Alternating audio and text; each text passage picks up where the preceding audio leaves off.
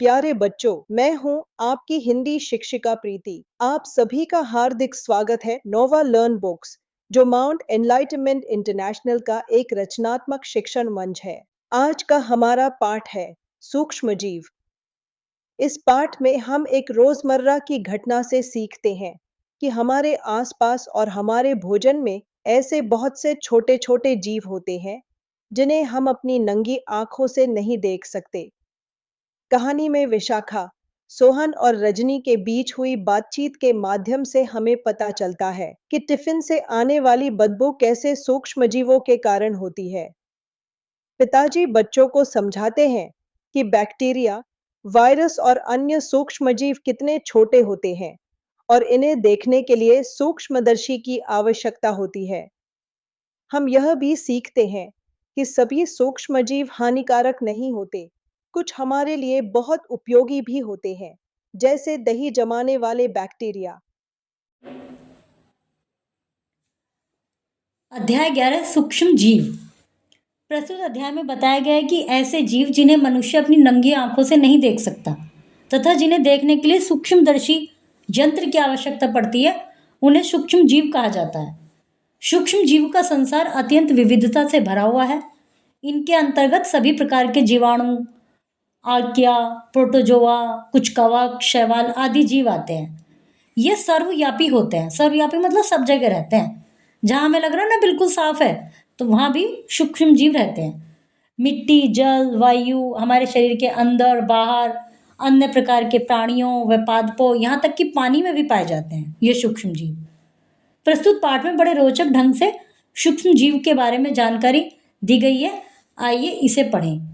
क्या सभी सूक्ष्म जीव हानिकारक होते हैं? क्या बिना सूक्ष्म जीवों के जीवन संभव है?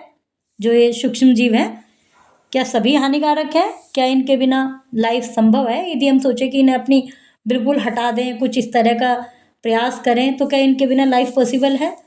जीवाणु और विषाणु शब्दों का अलग अलग अर्थ जानकर अपने वाक्य में प्रयोग कीजिए। रविवार का दिन था। विशाखा सुबह सुबह घर की सफाई करने में लगी थी। विशाखा ने अपने पुत्र सोहन के स्कूल बैग में से टिफिन बॉक्स निकालते हुए कहा, सोहन, तुम्हारे लंच बॉक्स में से बदबू क्यों आ रही है? लगता है तुमने खाना नहीं खाया होगा और वो खाना खराब हो गया होगा जो बॉक्स के अंदर बचा पड़ा है। सोहन की बहन रजनी ने सोहन की शिकायत करते हुए कहा, माँ, कल इसने पूरा खाना नहीं खाया था। माँ गुस्से से चिल्लाती हुई बोली, मैं तुझे खाने के लिए देती हूँ, बचाने के लिए नहीं। रोज सुबह जल्दी उठकर खाना बनाओ और तुम खाना बचा कर ले आते हो, मतलब वेस्ट कर देते हो उसे। अरे उनसे जाकर पूछो जिन्हें खाना नहीं मिलता, जो तुम बर्बाद करते हो खाने को। भाई जो टिफिन में से बचा के लाए हैं वो तो फेंकना ही पड़ेगा, अब खराब हो ही जाएगा। पिता को सुबह ही सुबह घर में इस तरह की डांट फटकार बिल्कुल पसंद नहीं थी। उन्होंने विशाखा से पूछा, अरे भाई ऐसा क्या हो गया जो सुबह सुबह बच्चों को डांट डपट रही हो? विशाखा ने राजीव से कहा, सोहन काम ही ऐसे करता है, रोज रोज टिफिन नहीं खाता, खाना बर्बाद करता है।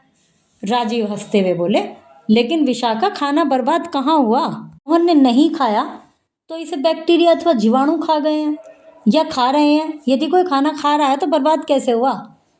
फिर मम्मी बोलती है, तुम तो जब देखो बच्चों की तरफदारी करते रहते हो, इसलिए ये अपनी मनमर्जी चलाते हैं। यह कहते हुए विशाखा रसोई घर में चली गई। माँ के जाने पर सोहन बहुत खुश हुआ। चलो डांट से छुटकारा मिला। लेकिन उसे बैक्टीरिया की बात समझ में नहीं आई थी। जो पापा ने बोला था वो उसके दिमाग में चल रहा था कि क्या है ये बैक्टीरिया। उसने सोचते हुए पिता से पूछा, पिताजी, अगर बैक्टीरिया सोहन का खाना खा रहे हैं तो हमें खाते हुए दिखाई क्यों नहीं देते? के दिमाग में ये बात चल रही थी। सोहन तो खुश हो गया कि चलो डांट से छुटकारा मिला। रजनी के दिमाग में ये चल रहा था कि बैक्टीरिया का क्या मसला है ये। राजीव ने बच्चों को बैक्टीरिया के बारे में समझाते हुए कहा, रजनी, यह बैक्टीरिया जीवाणु एक सूक्ष्म जीव है। यह इतना छोटा है कि हमारी आंखों को नहीं दिखाई देता। जो जीवाणु या बैक्टीरिया है ये इतना छोटा है कि हमें दिखता नहीं है, सूक्ष्म जीव है, और वो खा रहा है जब भी खाने में बदबू हो रही है। सोहन ने उत्सुकतावश पूछा कि यदि हमें दिखाई नहीं देते तो फिर हमें नहीं कैसे देख पाते हैं? राजीव ने जवाब दिया, सोहन, हम बैक्टीरिया को माइक्रोस्कोप अर्थात सूक्ष्मदर्शी की सहायता से देख पाते हैं। रजनी ने बीच में ही रोककर कहा, माइक्रोस्कोप वही ना जिससे छोटे जीव या छोटी वस्तु अपने वास्तविक आकार से बहुत बड़ी दिखाई देती हैं? रजनी ने कंफर्म किया कि वही होता है ना माइक्रोस्कोप, जिसमें छोटी छोटी चीजें बड़ी बड़ी दिखाई देती हैं। तो राजीव बोले, हाँ, क्या तुम जानती हो सूक्ष्म जीव एक कोशिका वाले जीव होते हैं? इनके आकार का अंदाजा तुम इसी बात से लगा लो कि ऑलपिन के किनारे अर्थात घुंडी पर करीब 20,000 जीवाणु आ सकते हैं। उसने उनको समझाते हुए कहा बच्चों को कि जो ऑल पिन होता है उसकी जो ऊपर का पिन होता है, ऊपर की गोल गोल, उस पर कम से कम 20,000 जीवाणु आ सकते हैं, मतलब इतने छोटे होते हैं वो।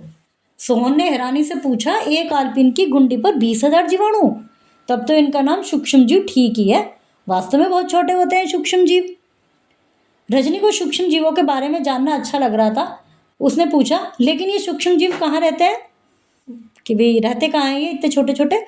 सूक्ष्म जीवों के प्रति रजनी की जिज्ञासा को जानकर राजीव ने कहा, सूक्ष्म जीव यहाँ वहाँ, ऊपर नीचे, तुम्हारे अंगों के बाहर, भीतर, हवा में, पानी में, जमीन पर, पत्थर पर, बर्फ पर, बॉल पर, बैट पर, गेंद पर, कुर्सी पर, मेज पर, पर्दे पर, अर्थात सब जगह होते हैं, सर्वव्यापी, हर जगह होते हैं ये। कहीं कोई ऐसी जगह नहीं जो इनसे बची हुई है। सोहन सोचने लगा जब सूक्ष्म जीव सभी जगह पर हैं, फिर सब जगह से बदबू क्यों नहीं आती? भाई खाने में से क्यों आ रही है, जैसे कि कभी कभी उसके टिफिन से आती है। राजीव ने उसे समझाया, सभी सूक्ष्म जीव एक समान नहीं होते, सभी के गुण अलग अलग होते हैं। कुछ बैक्टीरिया केवल हानि पहुंचाते हैं, तो कुछ लाभ और कुछ स्थान और वातावरण के अनुसार गुण प्रदर्शित करते हैं। मतलब कुछ तो बैक्टीरिया नुकसानदायक ही हैं जो बीमारी फैलाते हैं, लेकिन कुछ के लाभ भी हैं। कुछ अपनी जिस जगह पर है उसके अनुसार उनका इफेक्ट होता है। जैसे कि दूध के बैक्टीरिया में जब दूसरे प्रकार का बैक्टीरिया आ जाता है तो दूध को दही बना देता है। मतलब दूध में हम क्या करते हैं, दूध में जब हम दही जमाने के लिए रखते हैं तो उसमें जो जामन डालते हैं, जामन लगाते हैं थोड़ी सी दही, तो दूध में जब दूसरे प्रकार का बैक्टीरिया आ जाता है तो वो दही बन जाता है। रजनी ने पूछा, लेकिन हमारी टीचर तो कहती है सूक्ष्म जीव हमें बीमार भी करते हैं, तो क्या यह बात सही है? तो राजीव ने रजनी को समझाते हुए कहा, सूक्ष्म जीव दो तरह के होते हैं, कुछ हानिकारक, कुछ लाभकारक। तुम्हें जानकर हैरानी होगी कि मानव शरीर में 100-200 नहीं बल्कि अरबों सूक्ष्म जीव बसेरा करते हैं। बसेरा करते हैं ऐसे मतलब रहते हैं, जिसमें कुछ स्थायी होते हैं, कुछ अस्थायी होते हैं। कुछ ऐसे होते हैं कि जो परमानेंट शरीर में रहते हैं, कुछ ऐसे होते हैं कि आते हैं और चले जाते हैं। इनमें से कई तरह के रोगजनक और परजीवी भी शरीर में डेरा डाल लेते हैं। रोगजनक बीमारियों वाले, और परजीवी जो दूसरों के ऊपर पलते हैं, मतलब पैरासाइट कहते हैं जिनको, वो भी शरीर में आ जाते हैं। इन सूक्ष्म जीवों की विविधता असाधारण है, मतलब इतने इनमें वैरायटीज हैं कि बहुत असाधारण, सामान्य नहीं बात है वो। मानव त्वचा पर लगभग प्रति वर्ग सेंटीमीटर क्षेत्र में 1 करोड़ सूक्ष्म जीव रहते हैं। हमारी स्किन पर 1 सेंटीमीटर में 1 करोड़ सूक्ष्म जीव रहते हैं, और पसीनेदार स्थान जैसे बगल आदि पर तो यह संख्या औसत से 10 गुना अधिक हो जाती है। जैसे बगल वगैरह में जहाँ पसीना आता है ना। राजीव की जैसे आप गर्मियों में क्या कई बार सर्दियों में भी हो जाता है, जैसे शर्ट में जो बगल वाला एरिया होता है वहाँ से गीली दिखाई देती है, क्योंकि वहाँ पसीना सबसे ज़्यादा आता है। तो उस जगह पे ये जो संख्या है बहुत 10 गुना होती है। राजीव की बात सुनकर सोहन अपने शरीर को देखते हुए बोला, अर्थात हमारा शरीर भी लाखों करोड़ों सूक्ष्म जीवों का घर है। उसने थोड़ा सोचते हुए कहा, तो पापा ये जीवाणु, विषाणु, कवक, फफूंद, प्रोटोजोआ सभी अलग अलग हैं, है ना?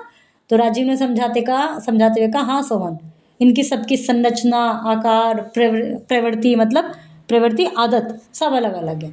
ये जितने सूक्ष्म है इनका संसार उतना ही विशाल है।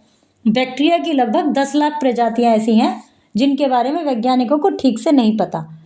अभी मतलब कुछ पे तो रिसर्च हो चुकी है, बहुत सारे का पता लगा लिया, पर अभी भी 10 लाख ऐसी हैं जिनके बारे में नहीं पता। फफूंद की पहचानी हुई 7,200 प्रजातियां हैं फफूंद की, और 15 लाख के करीब ऐसी प्रजातियां हैं जिनका पूरा विवरण अभी तक नहीं पता चला। फफूंद वो होती है जैसे कई दिन की रोटी रखी हुई होती है, उस पर हरा हरा सा आ जाता है, वाइट वाइट सा आ जाता है, रुई सी, वो फफूंद होती है। तो 15 लाख करीब ऐसी प्रजातियां जिनका भी पूरा नहीं पता, और 7,200 प्रजातियां का पता है। तो देखो कितनी सारी हैं। रजनी को सूक्ष्म जीवों के बारे में और अधिक जानने की इच्छा थी। इसी उद्देश्य से उसने पूछा, अच्छा पापा, शैवाल, कवक और प्रोटोजोआ के बारे में भी बताइए। राजीव ने उसे समझाते हुए कहा, शैवाल अर्थात एल्गी, कवक अर्थात फंगस, प्रोटोजोआ ये सब बैक्टीरिया और वायरस की तरह सूक्ष्म जीव है। ये किसी न किसी तरह हमें लाभ भी पहुंचाते हैं। ये सूक्ष्म जीव कई तरह की रासायनिक क्रियाओं में हमारी सहायता करते हैं। जैसे फंगस अर्थात फफूंद तो देवदार जैसे पेड़ों के काम आती है। जो फफूंद होती है देवदार जैसे पेड़ों के काम आती है। प्रोटोजोआ हमारी आंत में खाना पचाने का काम करते हैं। अब सोहम सोचने का, कहाँ देवदार जैसा विशाल पेड़, इतना बड़ा पेड़, और कहाँ है ये सूक्ष्म जीव फफूंद कि भाई उसकी हेल्प करेंगे वो। यह जानने के लिए उसने पूछा, पापा फफूंद किस प्रकार देवदार वृक्ष के लिए उपयोगी है? तो पापा ने बताया, देवदार के नए अंकुरित पौधे तब तक वृद्धि नहीं करते जब तक उनके आसपास जमीन में पाए जाने वाले कवक अर्थात फफूंद अपने खाने और रहने सहने के लिए उसकी जड़ों में घुसकर कुछ विशेष एंजाइम बनाकर नहीं देते। अब जो एंजाइम होते हैं, जैसे हमारे शरीर में बहुत सारे एंजाइम बनते हैं जिसके कारण हमारा भोजन पचता है, वो सूक्ष्म जीव के कारण होता है। तो उसी प्रकार देवदार के पेड़ के आसपास भी जमीन में वे जो कवक है या फफूंद अपनी वहाँ पे जड़े वहाँ पर आ जाते हैं, लग जाती है, फफूंद आ जाती है, जड़ों में घुस जाते हैं, फिर वो कुछ एंजाइम का निर्माण करते हैं, तब ये देवदार का जो पौधा है वह अंकुरित होता है। रजनी बोली, अर्थात एक का अस्तित्व दूसरे पर निर्भर होता है। राजीव ने और अच्छी तरह समझाते हुए कहा, यह तो सबको पता ही है कि दीमक लकड़ी चट कर जाती है। लकड़ी जो है, लकड़ी में दीमक लग जाती है तो बिल्कुल खोखली हो जाती है, बिल्कुल पूरा उसका पाउडर सा बना देती है लकड़ी का। लेकिन इस लकड़ी को आहार नाल में पचाने का काम एक प्रोटोजोआ द्वारा किया जाता है। यह प्रोटोजोआ दीमक द्वारा खाई गई लकड़ी को ग्रहण कर उसे दीमक को पचाने लायक बना देता है। मतलब जब लकड़ी को दीमक खाती है तो वो उसको उसकी दीमक के शरीर में कैसे पचता है, वो उसे प्रोटोजोआ होता है जो दीमक के शरीर में उस लकड़ी को पचाने के लायक बनाता है। रजनी ने टोकते हुए पूछा, पापा हमारी टीचर कहती है कि फफूंद से ब्रेड बनाया जाता है, ऐसा होता है क्या? राजीव कहने लगा, हाँ रजनी, तुम्हारी टीचर बिल्कुल सही कहती है। ब्रेड बनाने में यीस्ट या खमीर मैदे में मिला दिया जाता है।